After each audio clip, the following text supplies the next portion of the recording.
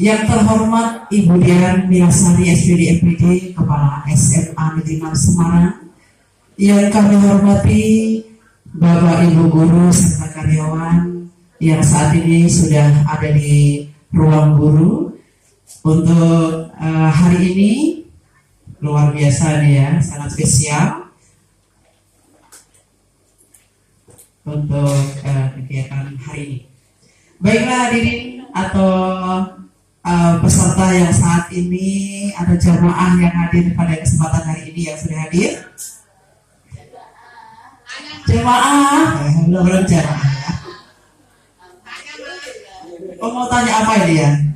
Iya. Daun salam, daun jati. Yang menjawab salam, kami doakan banyak rezeki. Assalamualaikum warahmatullahi wabarakatuh. Baik hadirin untuk atau jamaah pada kesempatan hari ini, pertama-tama kita panjatkan puji syukur kehadirat Allah Subhanahu wa taala yang bahwasanya telah melimpahkan rahmat, hidayah serta inayahnya kepada kita sehingga di pagi ini kita bisa melaksanakan kegiatan rutin yaitu Babin Roh untuk pertemuan yang ke-10 dan ini tepat pada hari Kamis 24 Oktober 2024. Jamaah, hai jamaah, kami berkebaya hijau dan merah, senyum manis menyejukkan jiwa. Yang hadir di ruang guru dapat pencerah dari ustazah yang berbobot multi talenta. Ya, kenalkan, sampaikan ya, ada apa? Iklan.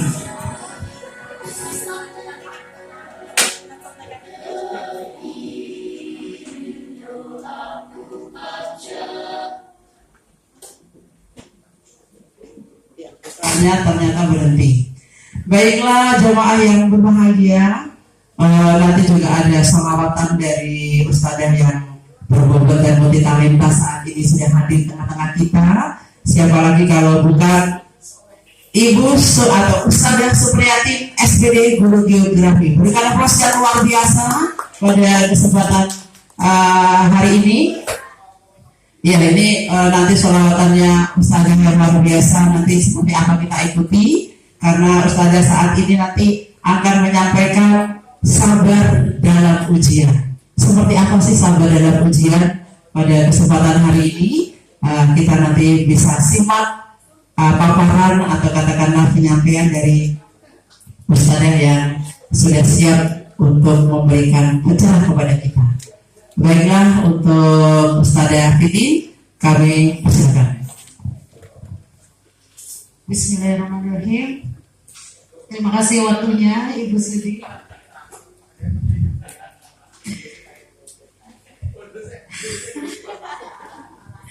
Alhamdulillahirabbil alamin. Wassalatu wassalamu ala asrofil anbiya'i wal mursalin wa ala alihi washabihi ajmain.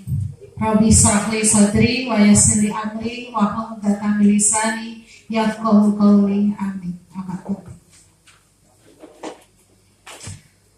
Ibu Dian Milasari SPD MPD yang saya hormati serta Bapak Ibu semuanya, izin saya berdiri di sini. Marilah kita panjatkan puji syukur kehadirat Allah Subhanahu wa taala yang telah pagi ini memberikan banyak sekali rahmat kepada kita, kesehatan, kesempatan sehingga pada hari ini kita bisa melaksanakan umroh di ruang guru ini. Tak lupa sholawat serta salam marilah kita panjatkan kepada junjungan kita Nabi Muhammad SAW beserta keluarga yang kita nantikan syafaatnya di yaumul akhir nanti. Allahumma amin. Jujur, saya mau curhat sedikit sebelum dimulai. semangat ya. Ini saya coba dulu daripada nanti malah salah. Mohon maaf saya berdiri di sini bukan sok pinter, sok mengguri dan sebagainya, karena memang saya mengakui saya kaget sekali ketika hari Senin Pak Pandu, Bu Titi besok giliran pindah. Oh jangan, demi Allah jangan saya gitu ya. Saya sudah menolak berkali-kali karena memang saya mengakui tingkat ilmu saya sangat-sangat dangkal, ibaratnya kayak sumur yang masih dangkal, airnya keruh, belum bisa ditimba airnya. Aduh Pak, jangan Pak gitu ya. Udah nggak apa-apa Bu Titi dicoba. Nah, atas masukan dari Pak Ovi, dari Pak Ari, Bu Titi nggak apa-apa, diambil, kita sama-sama berbagi dan belajar bersama. Jadi nanti semisal saya ada kesalahan dalam penyampaian, mohon sekali untuk diperbaiki, karena bagaimanapun juga saya juga masih tahap belajar. Terima kasih. Kita lanjutkan sebelum kita masuk ke Bindra. Bapak Ibu yang saya hormati, mari kita sama-sama sholawatan bersama. Pak Ari minta bantuannya. Salat Jibril. Sesungguhnya Allah dan malaikat-malaikatnya bersolawat untuk Nabi. Hai orang-orang yang beriman, bersolawatlah kamu untuk Nabi dan ucapkan salam penghormatan kepadanya. Quran.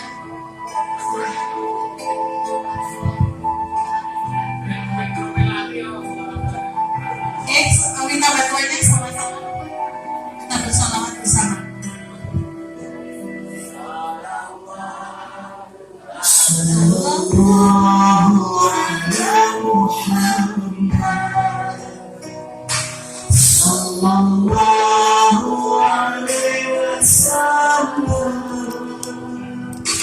sallallahu ala Muhammad, sallallahu alaihi wasallam, sallallahu ala Muhammad, sallallahu alaihi wasallam, sallallahu ala Muhammad, sallallahu alaihi wasallam. Anta syamsun, anta badrun, anta nurun kakamuri. Anta syamsun, anta badrun, anta nurun kakamuri. Anta isim mawari, anta misbahus suduri.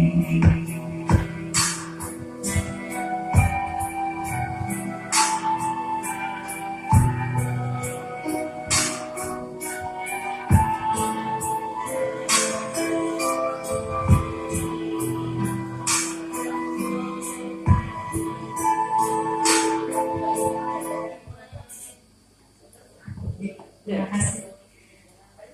Saya hanya mengambil secuil saja. Terima kasih, agak lebih adem gitu ya. Lanjutnya.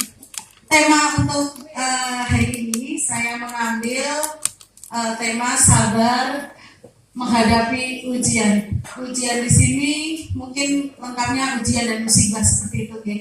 Ujian hidup, bukan ujian semester. Nah, next. Setiap manusia pasti pernah mengalami yang namanya ujian dan musibah. Nah, sebelumnya, apakah saya mau tanya dulu, minta bantuannya, apakah musibah dan ujian itu sama? Next. Minta bantuannya Pak Imam. Menurut Pak Imam, apakah ujian dan musibah itu sama? Kalau menurut menurut saya musibah dan ujian itu sama, yang membedakan cuma kata-katanya saja. Oh, kata-katanya saja. Terima kasih Pak Imam. Kemudian saya minta juga bantuannya. Bu Vivi, menurut Bu Vivi ujian dan musibah sama apa Mbak?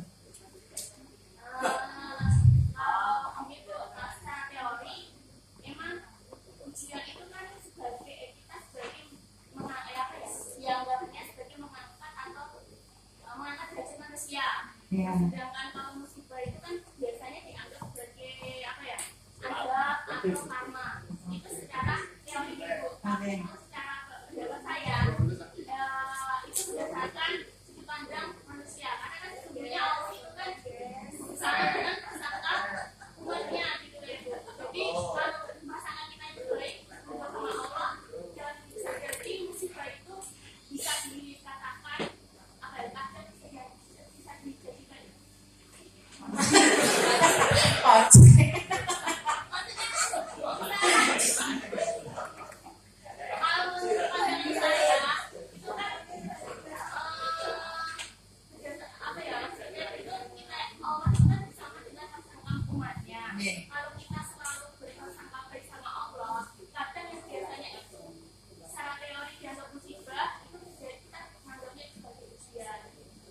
Oke, terima kasih tepuk tangannya untuk Bu Vivi. Senang sekali. Wah, ini sudah selesai berarti selesai semuanya sama Bu Vivi. Selanjutnya next Pak.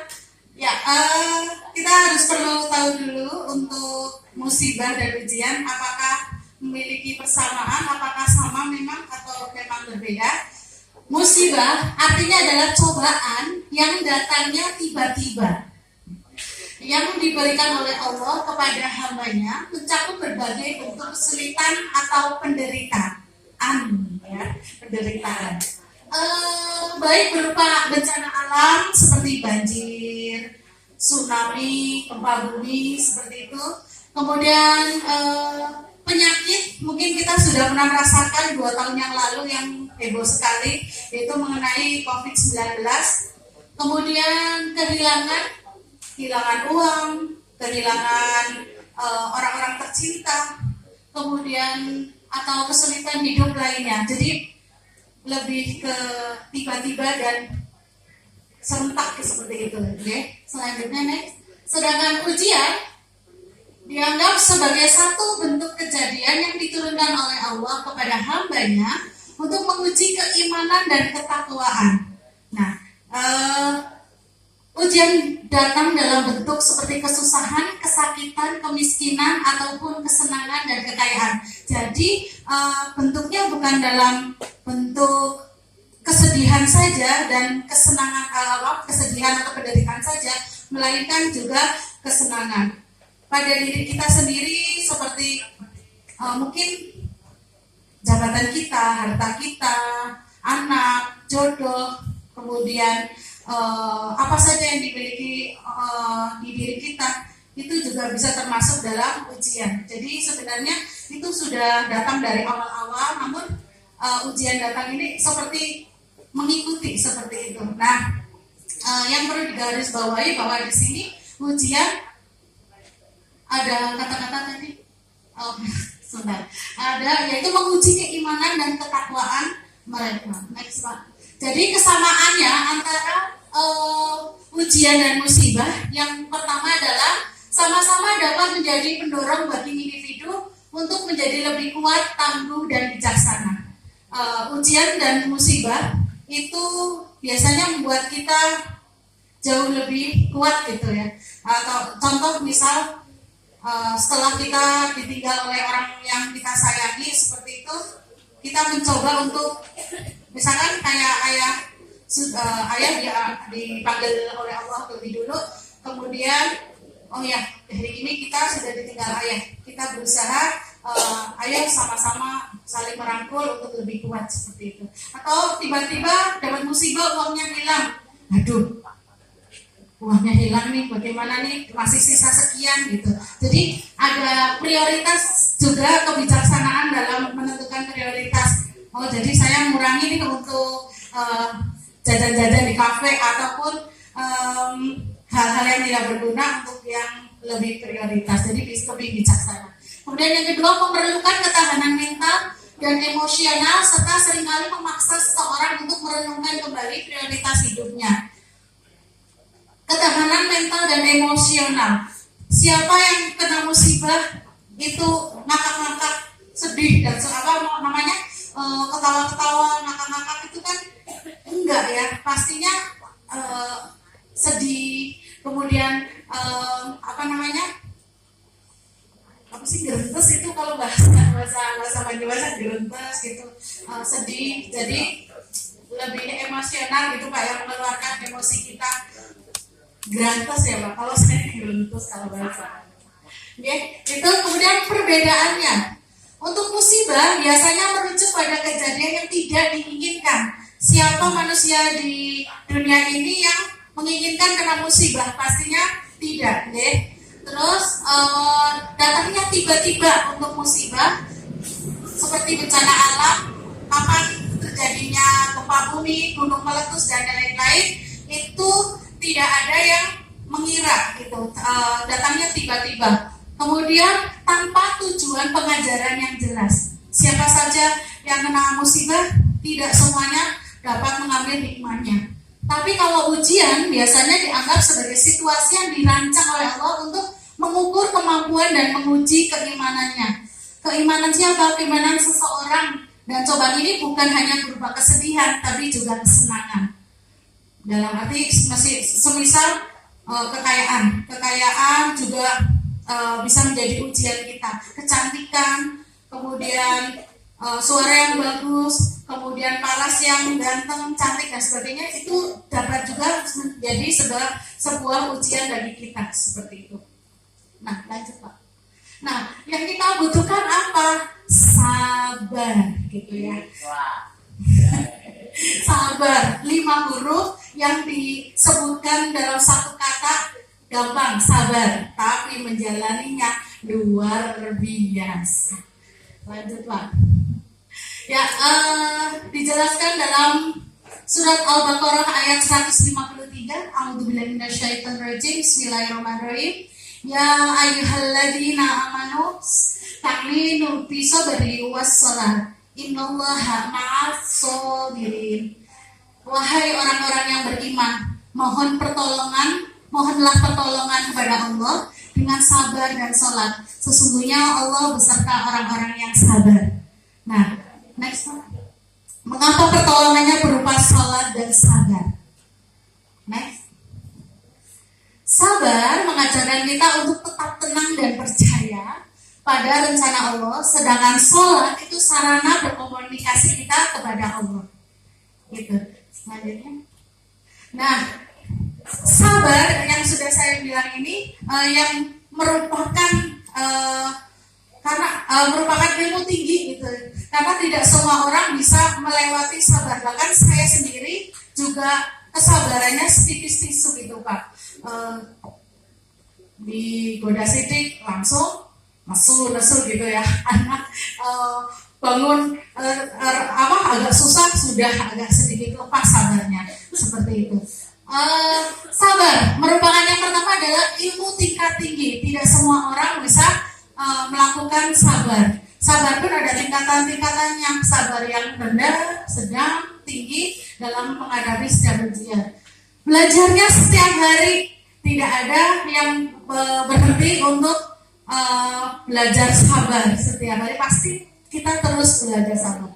Yang ketiga, ujiannya setiap hari.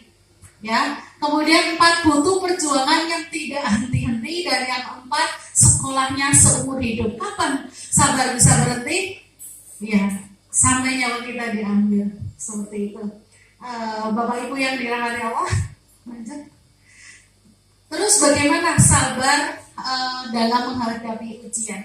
Yang pertama, meyakini bahwa ujian adalah takdir Allah. Semua yang kita lalui itu kita mengikutinya sebagai qada dan qadar kita, di mana segala sesuatu yang terjadi adalah kehendak dan takdir Allah. Ya, Allah berfirman dalam Quran surat Al-Hadid ayat 22.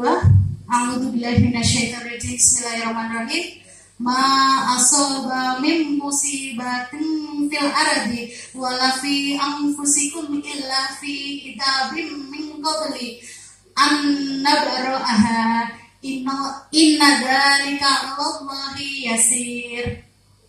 Tidak ada musibah yang menimpa di bumi dan tidak pula pada dirimu sendiri, melainkan telah tertulis dalam kitab Lauh Mahfuz sebelum kami menciptakannya. Sesungguhnya yang demikian itu adalah mudah bagi Allah. Jadi apa yang kita alami, musibah dan ujian itu sudah tertuang dalam kitab Lauh Mahfuz. Lanjut.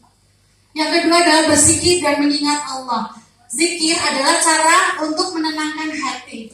Allah berfirman dalam Quran surat Ar-Ra'd ayat 28, ketahuilah hanya dengan mengingat Allah hati menjadi tentram. Ketika mendapatkan ujian, kita kalau ingin tenang, salah satunya adalah dengan cara berzikir. Saat menghadapi kesulitan, memperbanyak berzikir dan mengingat Allah dapat menghilangkan kesedihan, kecemasan, kegelisahan, dan mendapatkan ketenangan batin. Kemudian yang ketiga, sholat dan berdoa. Sholat itu sarana kita untuk berkomunikasi dengan Allah. Sedangkan berdoa, kita sebagai makhluknya, ya, pengakuan kita atas kelemahan sebagai manusia untuk memohon kekuatan kepada Allah supaya bisa kuat dalam menghadapi musibah dan ujian. Dalam Quran surat Al-Baqarah ayat 45 tadi sudah dijelaskan bahwa kunci pertolongan Allah itu yaitu dengan sabar dan sholat. Yang ketiga, yang keempat, menyadari bahwa ujian adalah tanda cinta Allah. Semakin kita mendapatkan musibah dan ujian, itu tanda cinta Allah kepada kita. Jadi mungkin Allah menginginkan kita untuk selalu mengingat, kemudian ingin dekat seperti itu. Hadis riwayat Bukhari, dalam sebuah hadis Rasulullah SAW bersabda, barang siapa yang Allah kehendaki kebaikan untuknya, maka dia akan menimpakan musibah kepadanya. Next. Kemudian sabar menghadapi ujian berikutnya kita bisa melalui dengan cara mengambil hikmah dari ujian. Setiap ujian pasti akan ada hikmah di balik ujian itu. Ujian yang kita hadapi bisa menjadi penghapus dosa-dosa dan sarana untuk meningkatkan pahala.